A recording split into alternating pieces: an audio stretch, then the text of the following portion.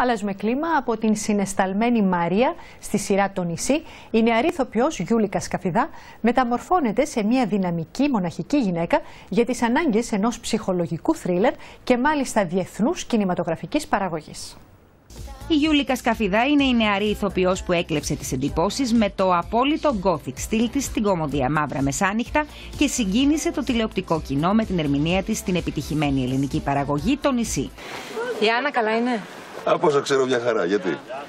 Της έχω στείλει πάνω από 3 γράμματα και δεν έχω λάβει απάντηση σε κανένα. Τώρα μεταμορφώνεται σε μοναχική γυναίκα για τις ανάγκες ομότιτλου ψυχολογικού θρίλερ και μάλιστα αμερικανικής παραγωγής, αφού η ηθοποιός πήρε τον πρωταγωνιστικό ρόλο μέσω ίντερνετ. Δεν είναι Hollywood, ούτε κάτι φοβερό. Είναι μια μικρή παραγωγή που τη βρήκα μέσα από το ίντερνετ, μέσα από ένα site που είμαι συνδρομήτρια και κατά καιρούς τσεκάρω διάφορες οντισιόν που γίνονται στο εξωτερικό. Μπας και κατά τύχη, ας πούμε, κάποιος με διαλέξει. Η ηθοποιός, που κρατά χαμηλούς τόνους αλλά έχει ήδη αξιόλογους ρόλους στο ενεργητικό της, κατάφερε να εντυπωσιάσει αμέσως τον Αμερικανο-Μεξικανό σκηνοθέτη και τους παραγωγούς της ταινίας. Έστειλα το βιογραφικό μου κάποιες φωτογραφίες που μου απάντησαν ότι ενδιαφέρονται.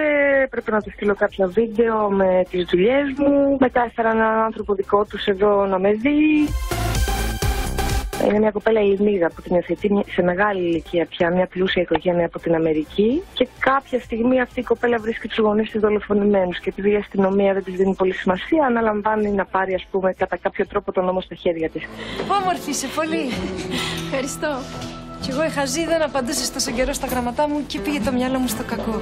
Από συναισθαλμένη Μαρία του νησιού, η Γιούλικα Σκαφιδά γίνεται μια εκδικητική γυναίκα που παίζει με όπλα και μηχανές, αποδεικνύοντας πως δεν διστάζει να υποδίεται κόντρα ρόλους και να κυνηγά το όνειρό της ακόμα και εκτός συνόρων.